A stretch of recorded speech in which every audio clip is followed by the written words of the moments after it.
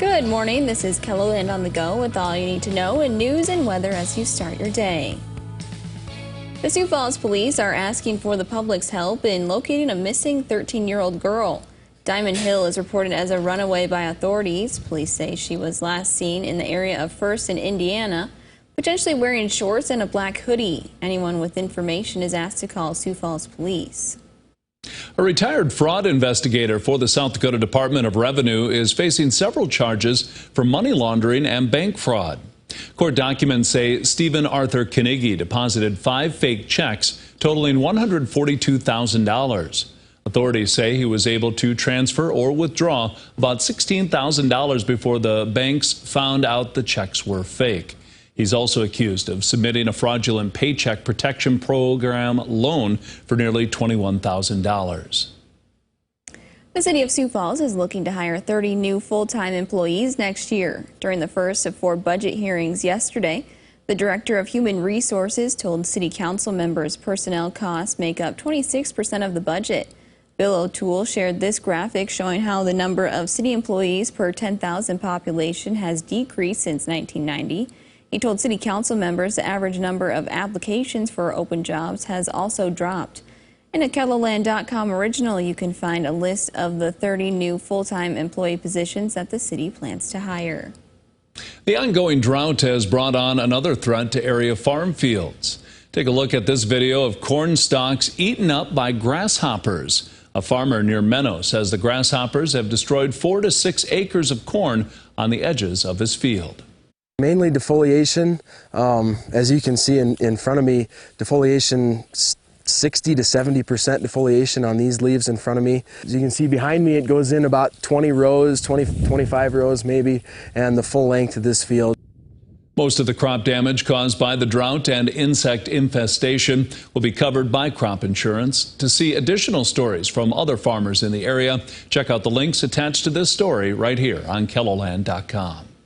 Well, let's get a check of our weather with meteorologist Adam Rutt. Any relief in sight for farmers? Adam. Not necessarily today, but we're keeping an eye on the weekend for a better chance at some much needed relief with a pretty decent chance for some rainfall in place. But for now, it's quiet as we take a look north on our downtown camera. 62 in Sioux Falls, and east wind to 6 miles per hour. 50s in northeastern South Dakota and in portions of Minnesota and Iowa. Even Yankton down to 59, 60 Chamberlain, but mid 60s and some 70s the further west you go, with wind speeds generally on the tolerable side, but it is going to get breezy as we head toward the end of the week and into the start of the weekend. Not much going on right now beyond some scattered showers and thunderstorms from Tripp County into portions of Todd and Millette counties as well. These will move to the east by southeast. But like I said, better chance for rain on the way. Meteorologist Brian Karstens will have more on that coming up in your extended forecast. Thank you, Adam. Native plants are important for the local landscape, and SDSU is making them more accessible. The SDSU Native Plant Initiative is not only growing native plants, but they're also getting them out into the community through plant sales. These plants are beautiful and create habitat for wildlife. Well, they're our natural heritage, so pollinators are important for crops and for flowers.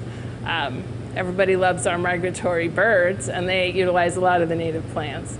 And some of our more charismatic species, like monarch butterfly, of course, use our native plants exclusively. The plant sale will take place on Saturday from 10 a.m. until noon at McCrory Gardens in Brookings. Paintings by Native American artist Oscar Howe can be seen in South Dakota. Now the artist who defied the expectation of Indian art is getting national exposure. The Smithsonian's National Museum of Indian Art in New York City has an Oscar Howe exhibit until September 11th. The exhibit will move to Portland and then to Brookings in 2023. A KELOLAND.com original story by Ray Yost discusses Howe's impact on Native art and the national exposure. Monument Health is gearing up for the arrival of Sturgis rally goers. Each year, hundreds of thousands of people come to the week-long event, which means more people are using local medical services. We will do a month's work of volume in 10 days. So I can tell you that it's quite busy. A lot of it related to emergency room volume, our urgent care services, a lot of walk-in volume. you know, we also have to take care of the community. Monument Health urges everyone to keep safety a priority during the busy week.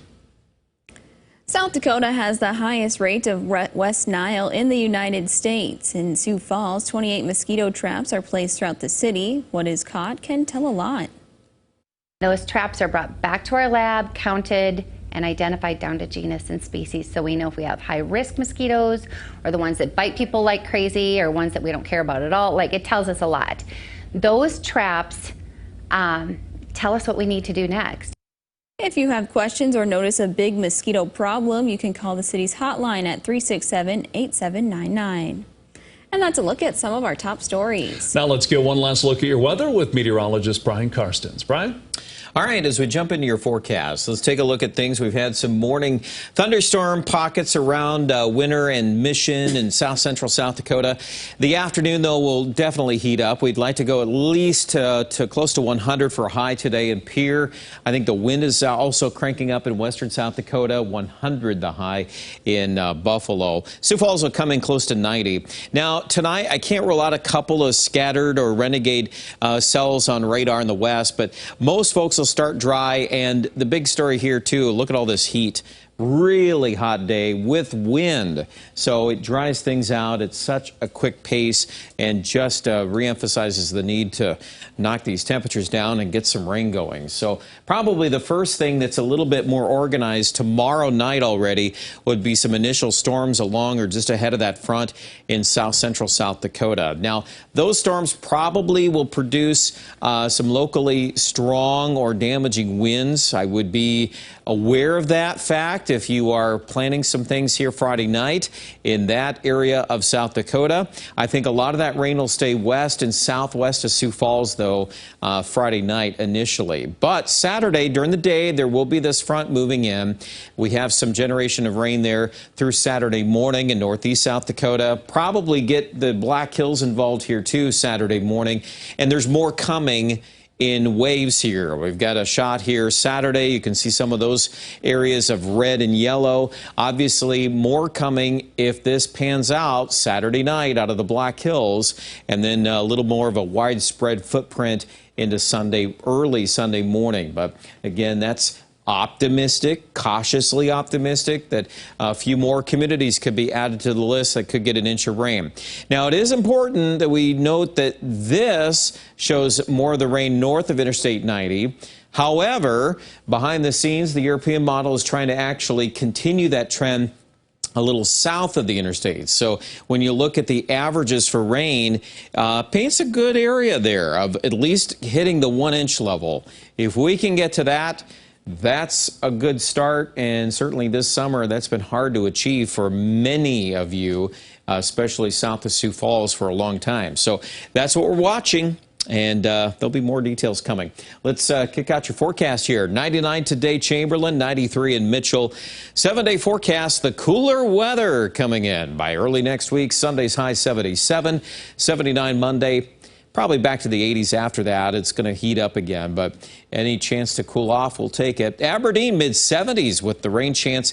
Let's say right now, probably Watertown to Huron might be a little better set up for rain, a little more widespread, but Aberdeen is certainly in the mix of these rain chances as well.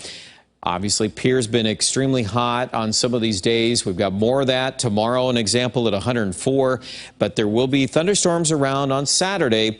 And the hope is the Black Hills would also be a little bit more enhanced on Saturday. And certainly our temperature changes a bunch here with highs in the mid-70s. Check out the details online at KELOLAND.com.